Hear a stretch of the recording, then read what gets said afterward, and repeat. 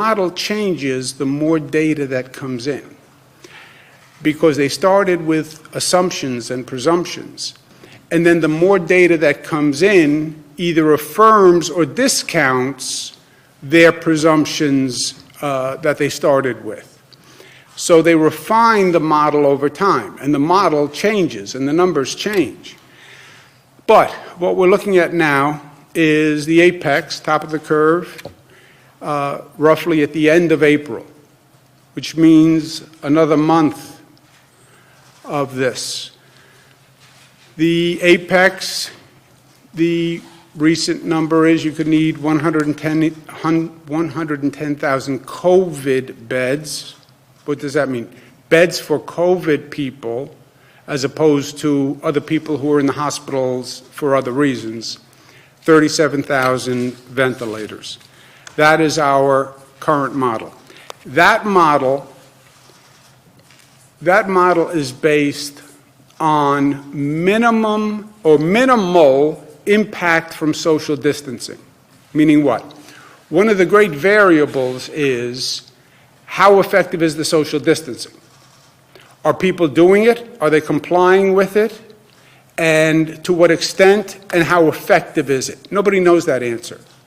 So they do different projections depending on how well social distancing works, how well people comply with it, and then how effective it is. Minimal social distancing impact is where we get the 110,000, 37,000 ventilators.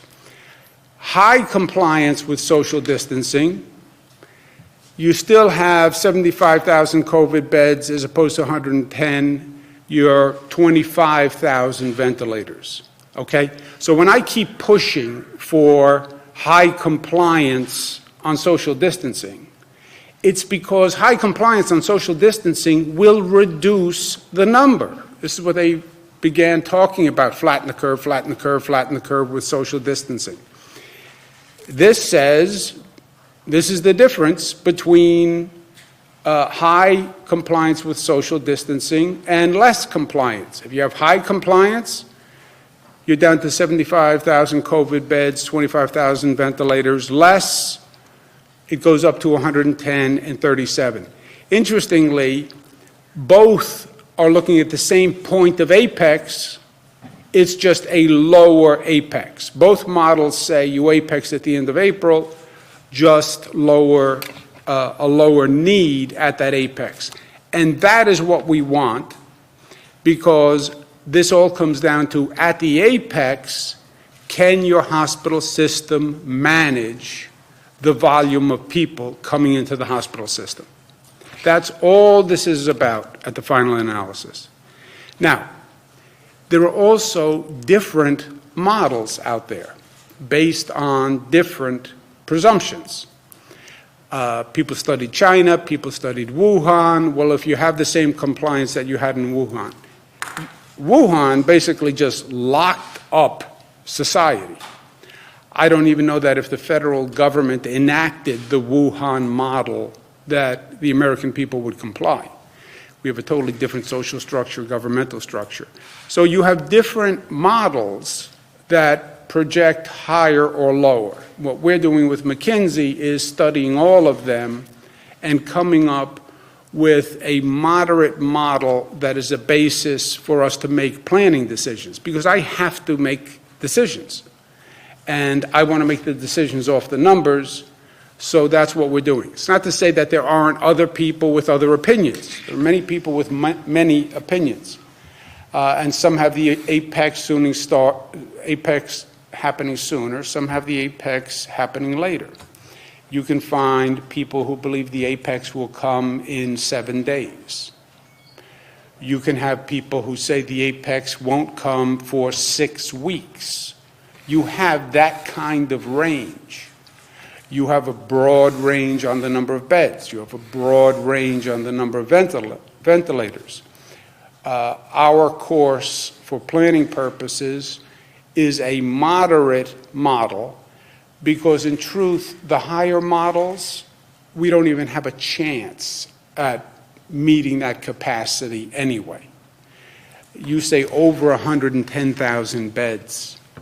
There is no possible way we could get there. So in some ways, an overly aggressive estimate doesn't even mean anything to us because it's just unachievable. People ask, well, what's going to happen? And Dr. Fauci said yesterday or the day before, the days blend together, estimated 100,000 Americans may pass away. Some people have said 100 to 200,000 Americans may pass away before this is over. When is it over? When you achieve what they call herd immunity. How do you say 100 to 200? That's a broad range. Well, it goes back to the other point. Nobody really knows. But 100 to 200, you're saying a significant amount of people lose their lives. There is a group that is funded by the Gates Foundation, thank you very much, Bill Gates, that projects 93,000 Americans will lose their life by the time this is over.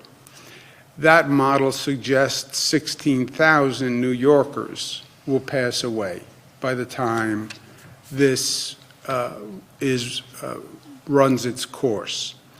My guess is, so when Dr. Fauci says 100,000, there are models out there that make these types of projections. And what would that mean to New York? That would mean about 16,000. Frankly, that would mean that New York is only 16% roughly of the number of deaths. I don't even understand that, since New York is so much higher right now. But what that does say to the rest of the nation is this is not just New York. If you believe these numbers, 16,000 deaths in New York, that means you're going to have tens of thousands of deaths outside of New York. So to the extent people watch their nightly news in Kansas and say, well, this is a New York problem, that's not what these numbers say. It says it's a New York problem today. Tomorrow, it's a Kansas problem and a Texas problem and a New Mexico problem. That's why I say to my fellow governors and elected officials all across this country, look at us today, see yourself tomorrow. And let's address it in New York, and let's cooperate to address it in New York, because it's going to be in your town tomorrow, metaphorically. And if we learn how to do it right here, or learn how to do it the best we can, because there is no right, it's only the best we can, then we can work cooperatively all across this country. The other thing this model says, people say, well, when is it over? 2 weeks, 3 weeks, 4 weeks? This model projects you're going to have a high death rate through July. If this model is correct, this could go through the summer. Now, other people talk about getting back to work, starting the economy, April, May, June. This model says it could go on through July. Now the questions become nuanced. Well, could you still be dealing with the virus and get the economy up and running and get people out of their homes? Yes, I think there are ways to do both. Not picking between human life and the dollar bill, because no one is going to pick a dollar bill over human life.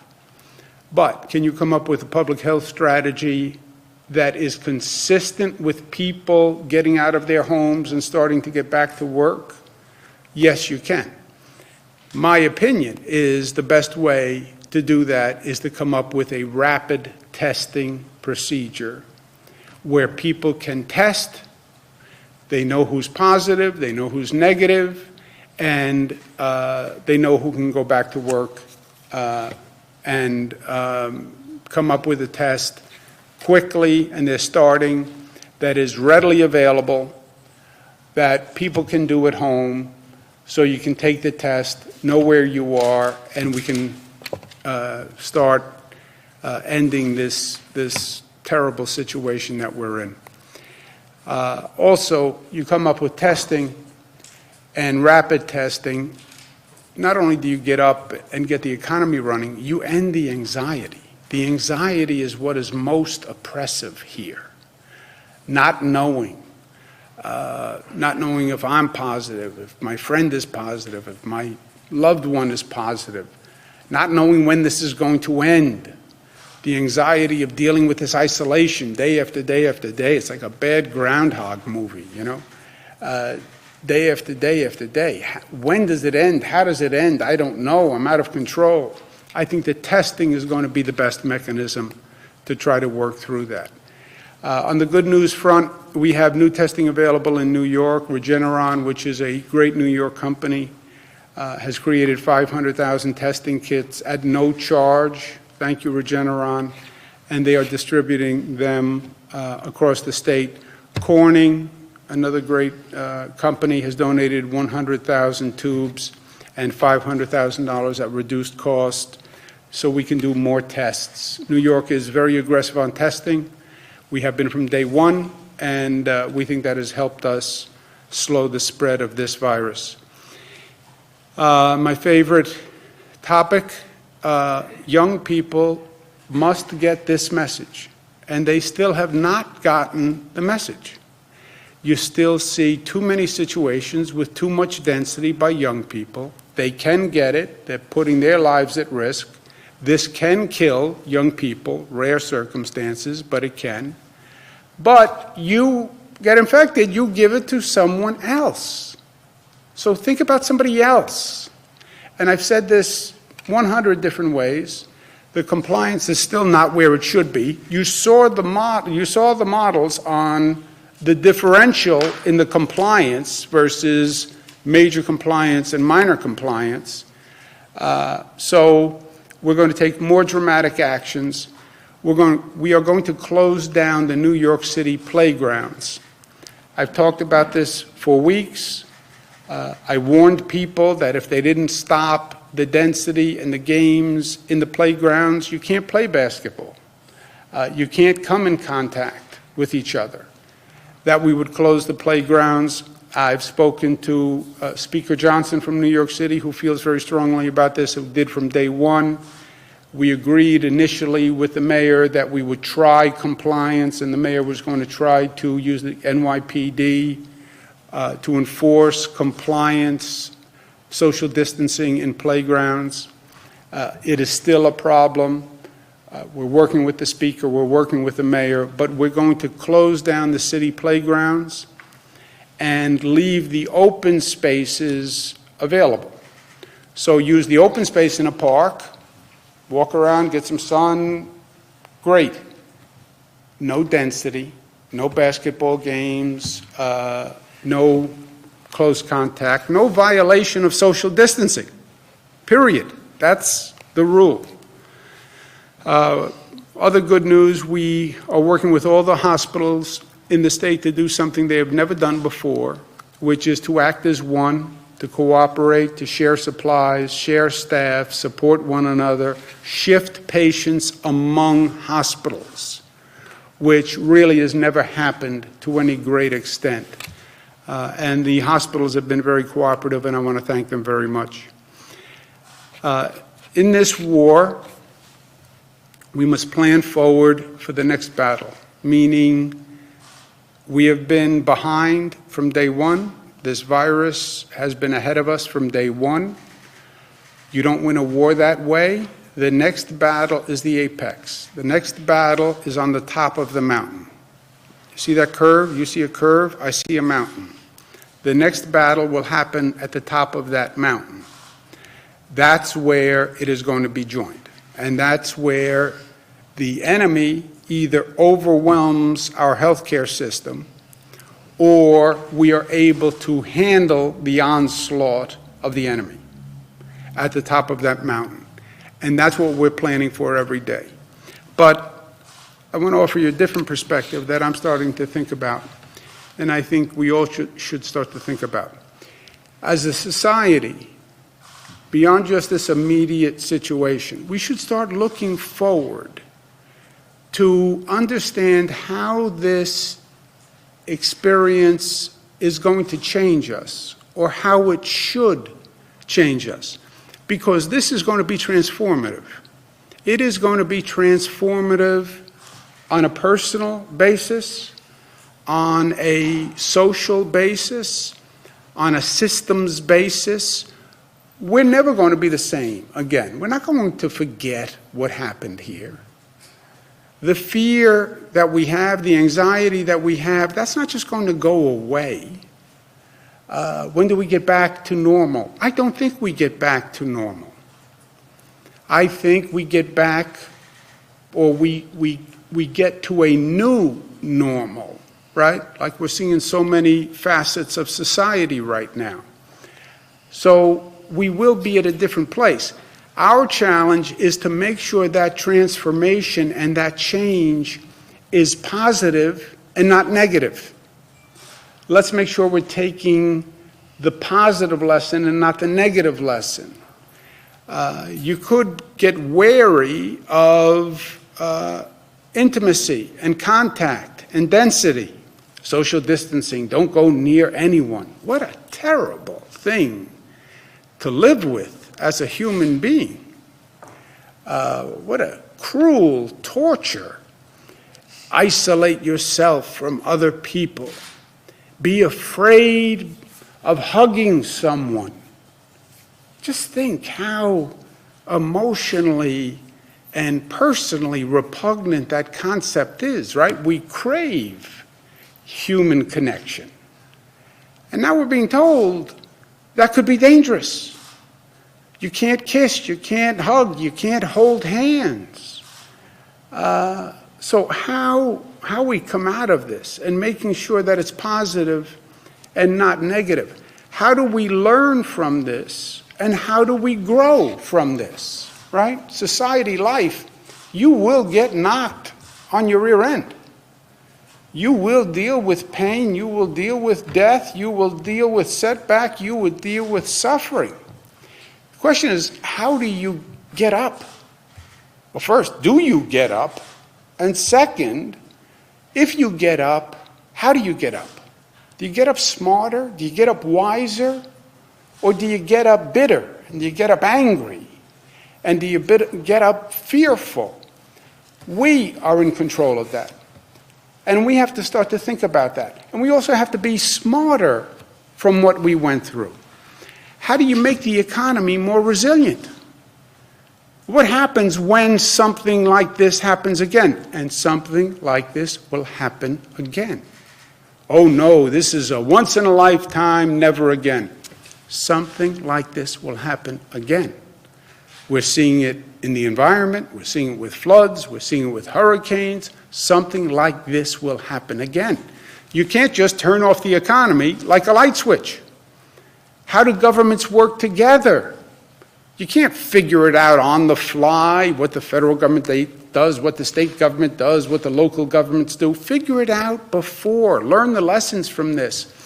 Telemedicine and teleeducation. We have to close the schools. Well, why weren't we ready with a teleeducation system? Why weren't we better at telemedicine? Why didn't we have that capacity rather than having people wait on all these lines to come in to get the same basic diagnosis and the same basic advice? Why don't we have medical supplies made in this country? Why are we shopping in China for basic medical supplies? Why don't we gear our medical research to these types of threats and challenges which we know are on the horizon? We know these viruses are changing. We know that they mutate. Why don't we get ahead of it? You still have to run society. Let's talk about first responder capacity. We now have first responders who are getting sick, and the workforce is dropping. Well, that was inevitable, right? That was going to happen. What's the backup to that situation? And let's talk about societal stability and engagement at times of crisis. You can't just tell everyone, go home and lock your doors and sit on your couch and order takeout for the foreseeable future.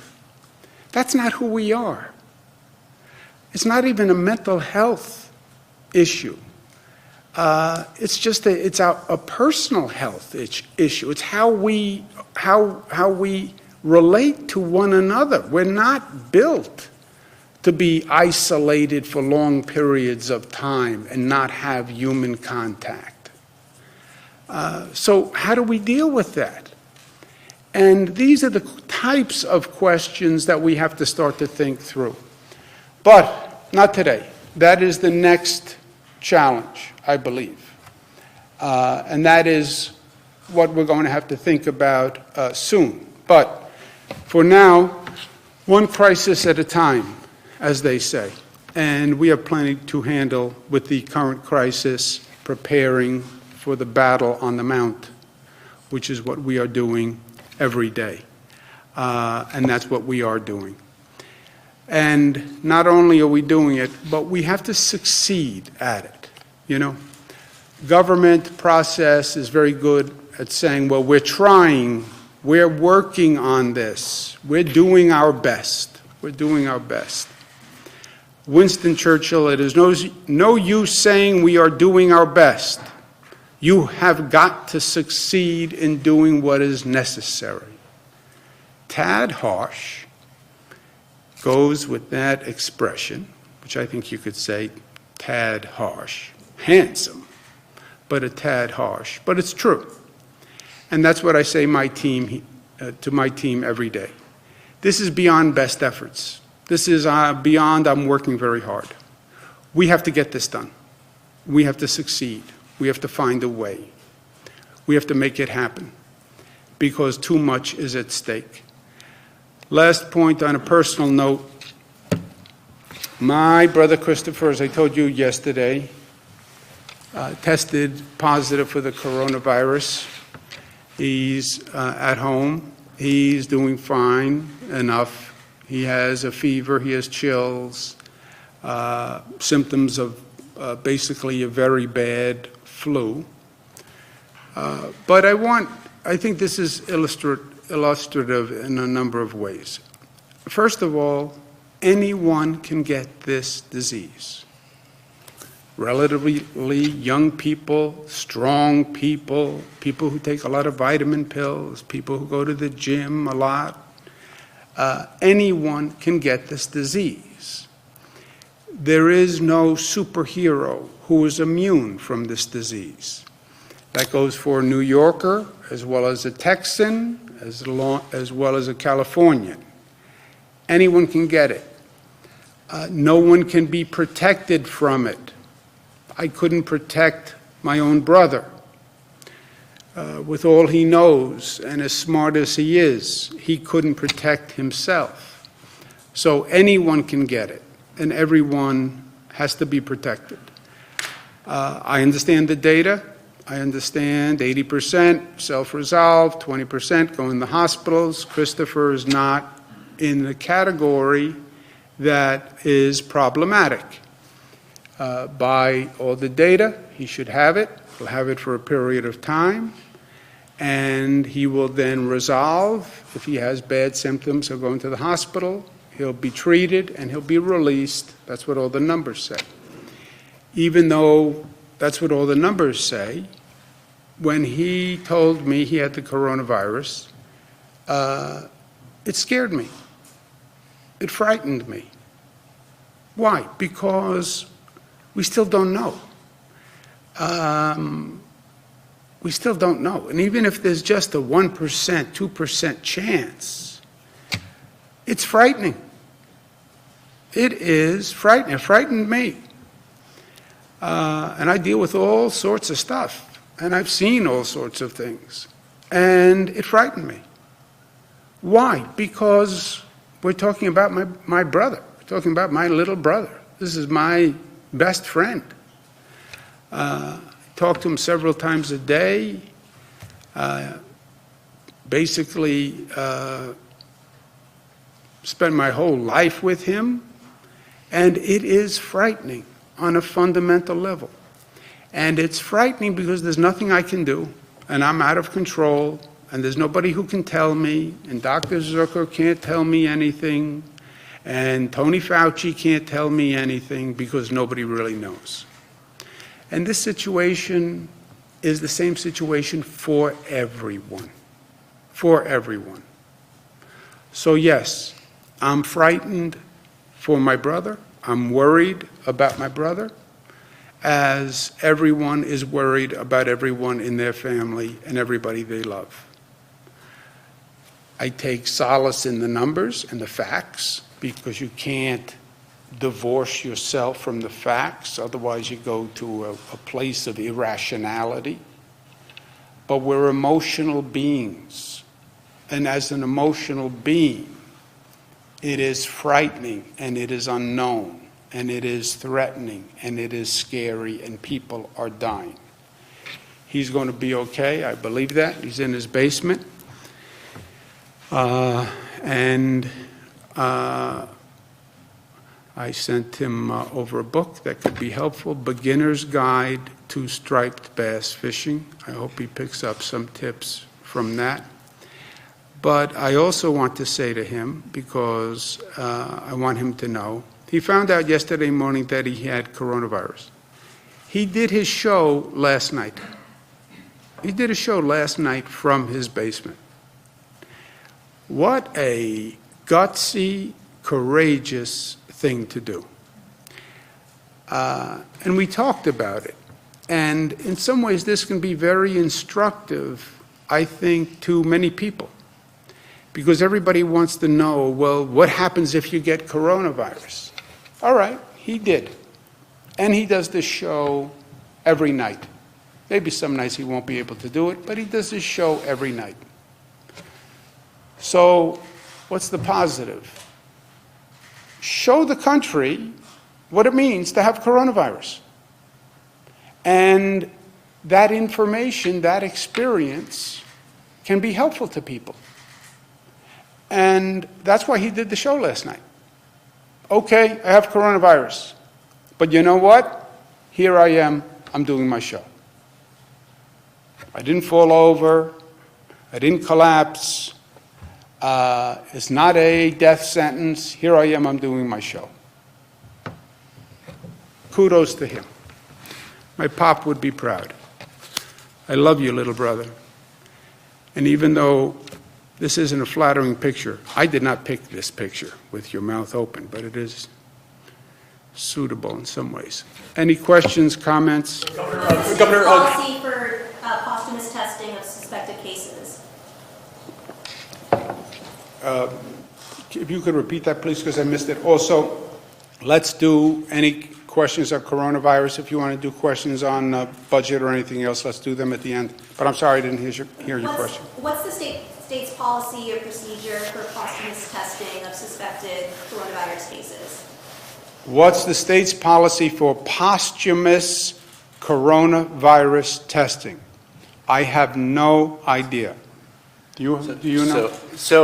This is based on a clinical picture, right? So if someone died as a result of respiratory illnesses, the person would be tested to be sure and try to figure out what happened to them, because there are contexts that that person has been exposed to.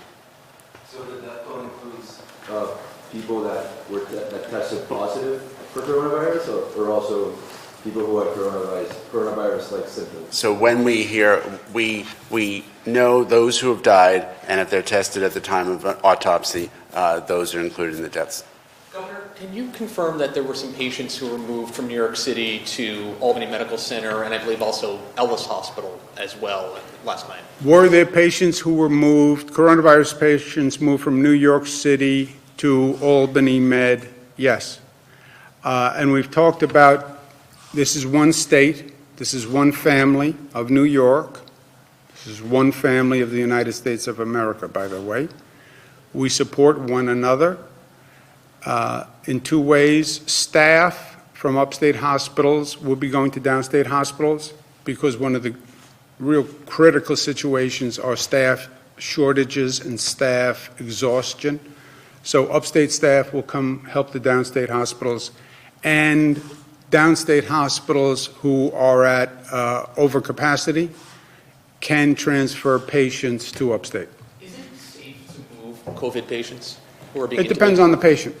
But if they're in a place where the hospital can't treat them, then it's better to move them and be in a hospital setting where they can get treated. So if we're doing this now, does that mean that the downstate hospitals are full? I know that the DOH has data on beds, including ICU beds. Can you make that available? And also, if you said 110,000 beds for COVID, what is the total capacity? Is it still 140,000?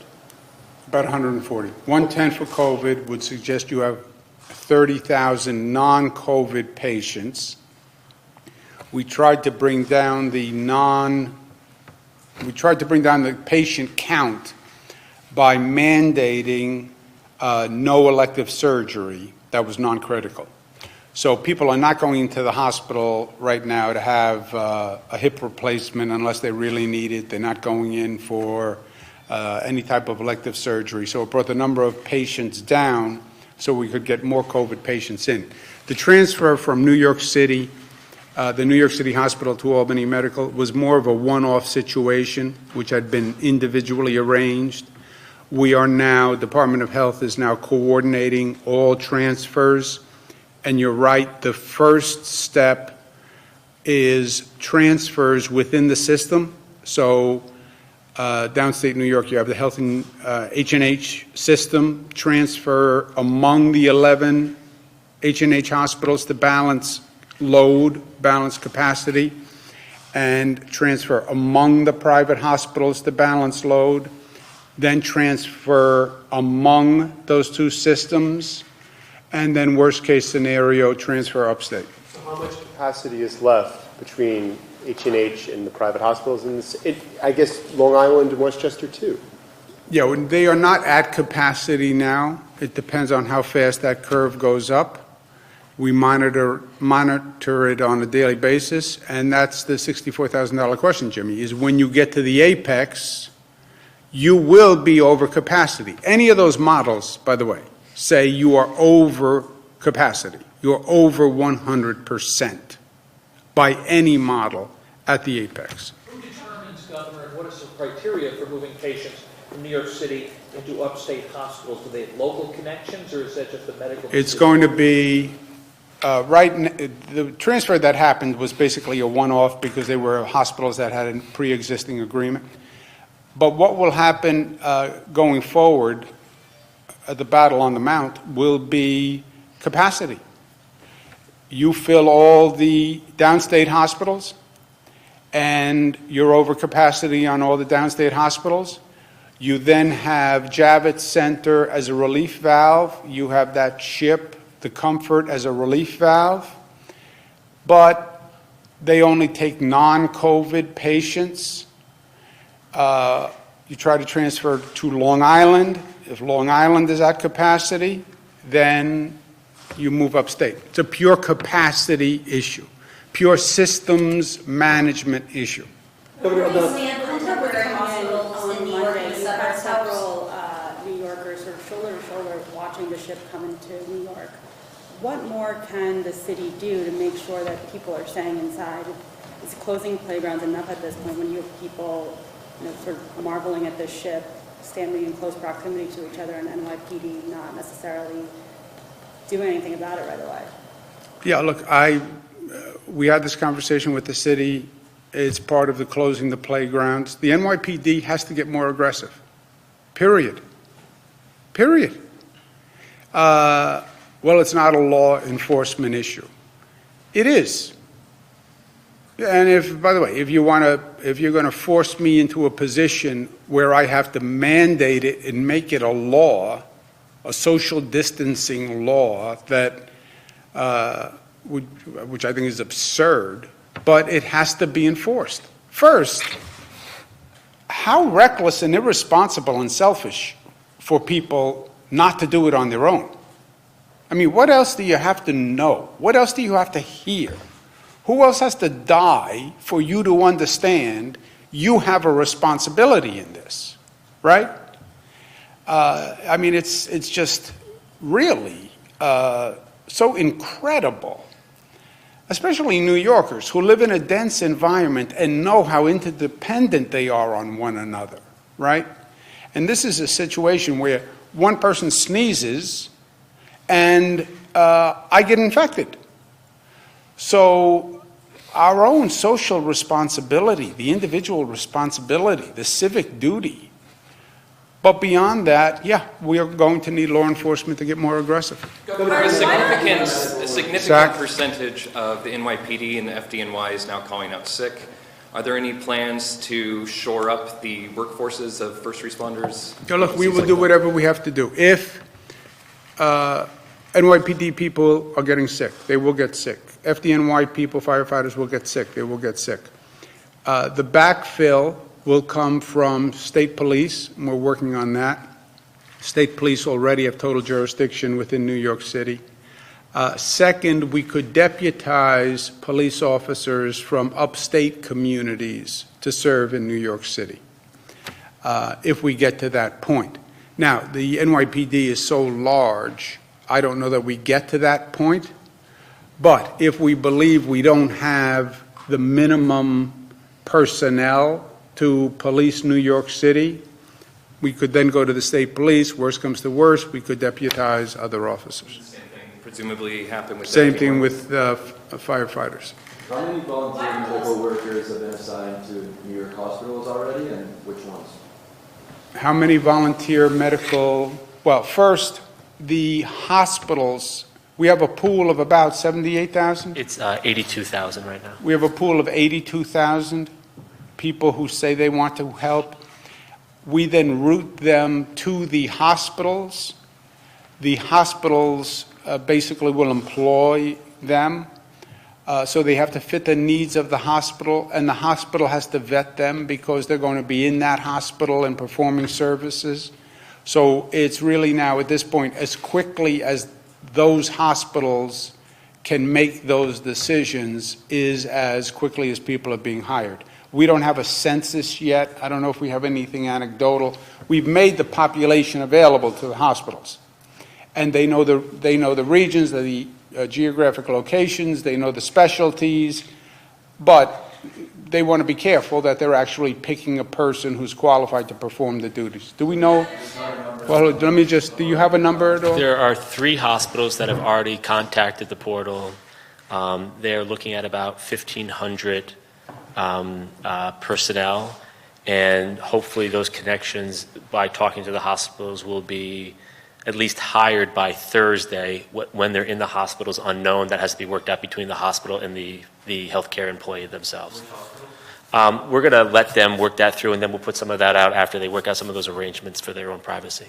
And have any upstate staff yet come down to New York City? You said that would be sort of a first line to have already employed hospital staff upstate come down. Anecdotally, yes, they have. We don't have numbers yet on exactly how many. And why not close playgrounds statewide? Why only in New York City? We don't have the same density issue in the playgrounds upstate that we've had downstate. If we do, I would. When are more temporary hospitals in New York and the suburbs coming online? When we need them. The temporary hospitals are the ultimate overflow valve and are not without difficulties in and of themselves, right? They are really the last of the last resort. You still need staff, you still need equipment. They are really available if you max out your bed capacity. My fear is on the hospital capacity, there are 3 components. Beds, which literally mean beds, staff, and equipment. You will run out of staff before you will run out of beds. And you may run out of equipment before you run out of staff.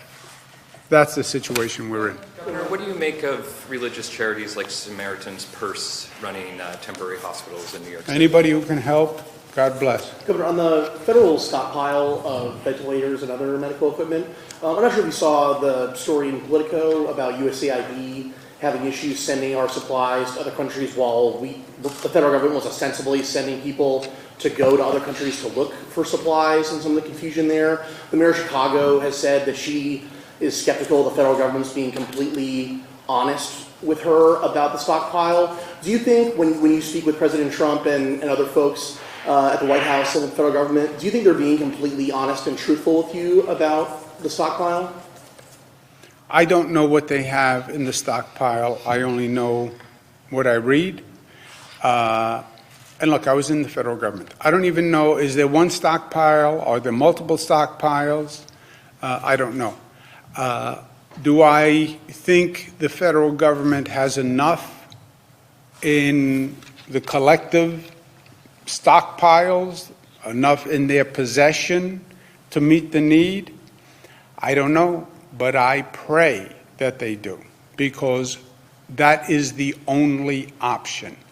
I cannot buy a ventilator for $1 million. Well, maybe for $1 million I could buy a ventilator, but you cannot buy ventilators. Remarkably, in a real cruel twist of fate, China is the main manufacturer for all these things. It all comes back to China. Where do we get the masks? China. Where do we get the gowns? China. Where do we get the gloves? China. Where do we get the ventilators? China. I mean, I don't know how we got into this position. And then China is selling to the world, literally. So a state, and every governor will tell you this, they're trying to buy, I'm trying to buy, I'm calling everyone I know, but it all comes back to China. And then you have the federal government that is also buying. So really, the only hope for a state at this point is the federal government's capacity to deliver. That's why the Defense Production Act came up weeks ago, right? The Defense Production Act gives the President of the United States power to say to a company, you make this. The whole discussion was about ventilators. Look, you have a shortfall on gowns. American companies can make gowns. They're not like wedding gowns. They're like paper gowns. Make the gowns, make the gloves, make the masks. You know, why are we running out of these basic supplies? We need to maybe rethink some systems. Does this make you more of an advocate for something like either a universal basic income or maybe a single-payer, centrally managed health system, which is kind of what you're doing now? I don't know, Jimmy. I think it's even more basic than that. How do you keep the economy running? See, no system will work if the entire economy is closed down. Universal basic income. Who's supposed to pay, if nothing is working? The federal government just increased unemployment to 600, Yeah, they're just printing money. But, there's only so long you can print money. You can keep the printing press running. But ultimately, there has to be some revenue being generated somewhere. How do you have a resilient economy? How do people really work from home if you could plan it and design it and you had anticipated this moment? What would we have done differently? That's my point. I don't have the answers. I'm just saying today we have to pose the questions. Right now we're in the middle of the crisis and we're treating this hospital management problem. That's what we're all doing, right? We're all trying to manage hospitals. That's what this has come down to. And enforcing social distancing. That's it. But we have to start to think about, this is going to be over at one point.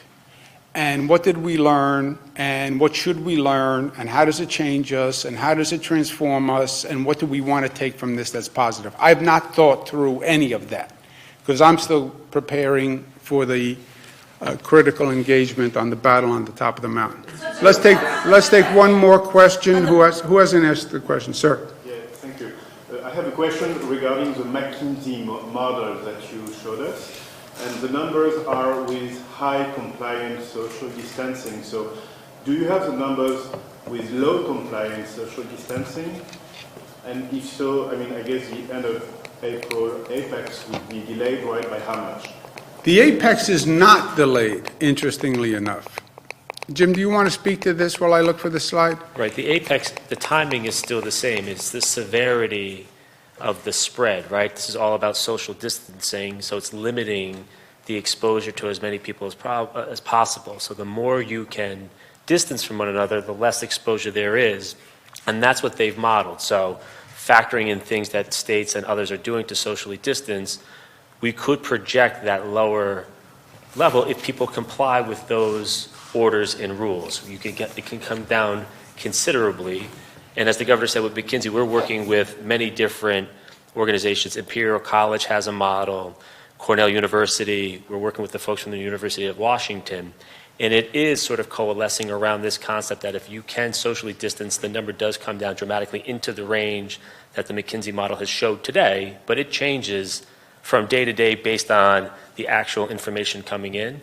If you don't do anything to mitigate this, the spread, of course, becomes more intense. It's quick, it's rapid, so the apex remains the same. The intensity of the spread is just greater, so there's more of a healthcare need at the same time. Governor, what's your response to President Trump's comment last night that states should be asking the federal government for ventilators instead of bidding? The states, I'm asking them for ventilators. See this slide? It says we need 37,000 ventilators.